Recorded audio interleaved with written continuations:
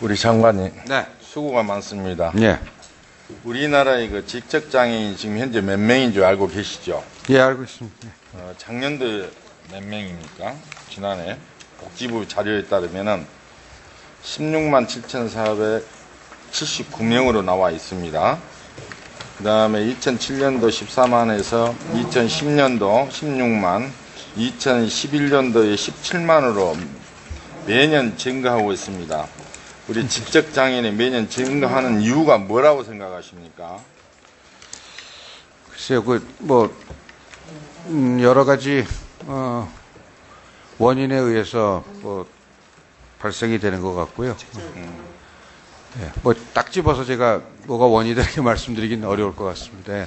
본의원은 지난 5월 30일 국회 제1호 법안으로서 발달장애인 지원 및 권리 보호장에 관한 법률안을 제출한 바 있습니다. 네. 아시다시피 자기 결정, 자기 권리 주장이나 자기 보호가 어려워서 학대, 무시, 또 성적 착취, 경제적인 착취, 법적 권리 및 인권 침해 등이 있어서 우리 사회에서 가장 취약 계층이 우리 발달장애인이 인간다운 생활과 권리 보장을 위한 것이라고 생각합니다. 우리 장관님의 법안에 대해서 소견을 좀 말씀해 주십시오. 예, 우선 그 발달장애인에 대한 우리 사회의 보다 특별한 고려와 보호가 필요하다 하는 것에 대해서는 전적으로 동감을 합니다. 다만 이제 그걸 어떻게 우리가 행동에 옮기고 실천에 옮겨 나가느냐, 또 다른 여러 가지 장애 정책 전반과 어떻게 조화시키느냐 하는 문제는 조금 더 기술적인 검토가 필요하다고 생각을 하고요. 법의 취지 자체는 저희가 의원님만큼은 아니겠습니다만 저희들도 굉장히 공감을 하고요. 그래서 저희들이 발달장애인 대책도 별도로 세우고 이러고 있습니다만은 이제 법을 따로 하나 이렇게 만드는 것만이 이제 모든 문제를 과연 해결해 줄 수 있느냐 하는 것에 대해서는 조금 더 심각한 고려가 필요하다고 좀 생각합니다. 안타까운 말씀은 우리 정부 검토 보고서를 보면은 반대하는 가장 큰 이유가 다른 유형 장애인과 형평성 때문이라고 했습니다. 그러나 미국은 1963년도, 일본은 1960년도, 또 스웨덴은 1968년도, 호주는 1986년에 우리 발달장애인 제정이 시행되고 있습니다. 그렇다 보면은 소위 선진국이라 불리는 나라들은 다른 장애인과 형평성에도 불구하고 이미 50년 전에 우리 발달장애인법을 제정하여 시행하고 있는 이유가 무엇 때문이라고 생각하십니까? 아마 이 발달장애인의 경우는 이제 당사자의 문제뿐만 아니라 가족과 사회에 미치는 여러 가지 문제도 있고 또 만약에 이제 예를 들면 보호하던 분과 부득이한 이유로 결별을 했을 경우에 또 사회가 보호해야 되는 여러 가지 법적인 문제가 따르기 때문에 그런 아마 장치들이 있는 걸로 그렇게 중요성은 알고 계시죠? 물론입니다. 잘 알고 있습니다. 장관님, 지난 통영에서 직접장애인 성폭행 사건을 알고 계시죠? 예, 알고 있습니다. 직접장애인 40대 주부와 딸이 그 마을에서 약 5년간에 걸쳐서 수차례 성폭행을 당한 사건이 있습니다. 그 피해자 가정 남편도 직접장애인이고 또 그 상황을 제대로 인식하지 못하고 있는 상황이고 이 사건 이후에도 그분들이 어디 갈 곳이 없어서 그 동네에서 계속 거주하고 있는데 주민들에게 오히려 비난을 받고 있습니다. 우리 최근 직접장애인에 대한 성폭행이 끊기지 않고 있는 가운데 여성가족부 자료에 따르면 여성장애인 성폭행은 5년간 52%가 증가하고 있습니다. 여성장애인 성폭행에 대해서 매년 증가한 이유가 뭐라고 생각하십니까? 글쎄, 예. 여러 가지 문제가 있겠죠. 네, 다른 지금 성 관련 문제들이 자꾸 늘어나니까 특히 우리 장애인 성폭행 피해자 대부분은 직접 장애인들입니다.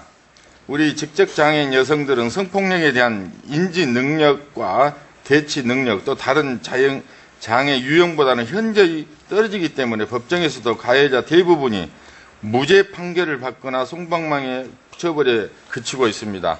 우리 장관님, 지난해 전 국민의 도가니 사건에 대한 영화를 보셨습니까?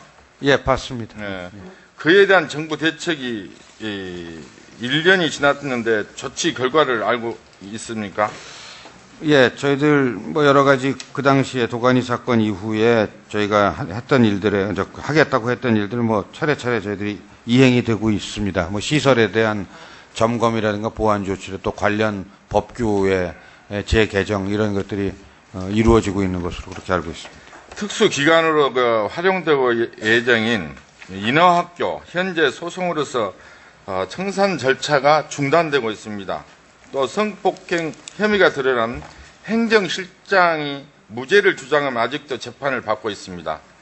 특히 가장 피해자인 청각장애인 아이들이 강주에서 청소년 성폭력 전문의가 없어가지고 서울에 올라와서 치료를 받고 있는데 수화 통역사나 식비, 교통비 대부분을 지원에 대해서 현 정부가 지원 없이 경제적인 어려움을 또 겪었습니다. 그동안 정부가 내놓은 대책에 피해자들이 어떤 도움이 됐는지 의구심이 드는데 우리 장관님 생각은 어떠신가요?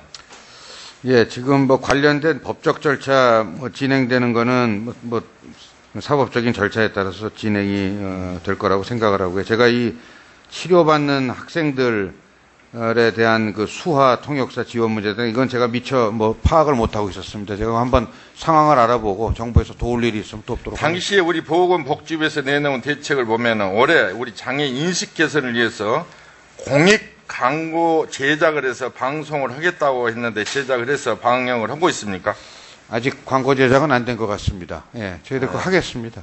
예. 하겠다는 이야기죠? 예. 올해 국가 지자체 공공기관의 대상으로 장애 인식 교육을 의무화하겠다고 했는데 기존의 지역 순회 교육을만 했을 뿐 중앙행정기관 교육은 하지 않고 있습니다.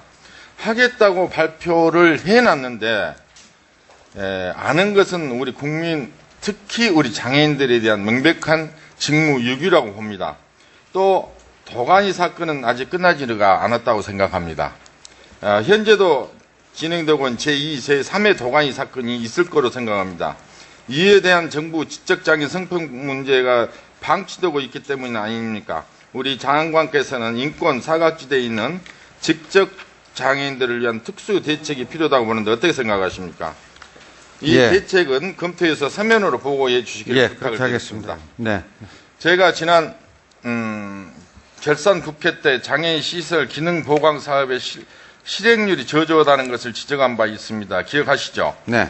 정부는 수요 부족이라고 했는데 실제 현장에서는 개보수가 필요한 낙후된 장애인 시설이 많이 있습니다.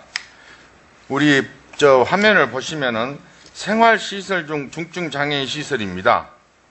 또 1986년 신축하여 올해로부터 26년 됐는데 건물에 균형이 생길 뿐만 아니라 건물 자체가 불안정하여 집안이 침한 현상이 빈번하게 발생되고 있습니다. 여기에 지금 우리 지적 장애인 약 100명이 생활하고 있는데 거동이 불편할 수 없는 우리 장애인들이 대부분인 것입니다. 또 장애인들이 잠을 자며 식사를 하는 저런 환경입니다. 또 비가 오면 물이 새고 저렇게 천장이 뚫려 있는 상황도 있습니다. 또 가재 도구를 넣어 사물함을 보시면은 저런 게 지금 현재 대한민국의 시설이 아닌가 하는 생각이 듭니다. 또 누수가 심해서 전기 감전 등 화재 발생률이 높다고 봅니다. 비가 새다 보니까 바닥이 미끄러워 아이들이 담요를 깔고 이동하는 경우도 있습니다. 특히 또 우리 장관께서 이렇게 열악한 시설에 대한 지적 장애인들이 밥을 먹고 잠자는 생활을 하고 있습니다. 이 장면을 보시고 우리 장관님 생각은 어떠십니까? 저도 몇 군데 다녀봤습니다만은 갈 때마다 여러 가지 시설에 대해서는 아쉬움을 많이 느끼고 있습니다. 그 이유가 뭡니까? 기능 보호가 적기에 투자가 이루어져야 되는데 시기를 놓친 시설들이 많이 있는 것 같습니다. 아니 그렇게 답변하실 게 아니고 저 건물이 26년 된 건물입니다. 그리고 비가 오면 새고 또 지적 장애인들이 어떤 하소연할 데가 없기 때문에 그냥 무방비 상태로 있거든요. 복지부에서는 저걸 관심을 좀 가져주시면 좋겠습니다. 예, 알겠습니다. 실제로 우리 그 발달장애 부모들이 네. 정말 안타깝죠. 우리가 시설만큼이라도 우리 복지부에서 관심을 가져주시고 개보수에 신경을 써주시기를 부탁을 드리겠습니다. 예, 잘 알겠습니다. 이상입니다. 네, 김정록 의원님 수고하셨습니다. 다음은 존경하는 김현숙 의원님 질의해 주시기 바랍니다.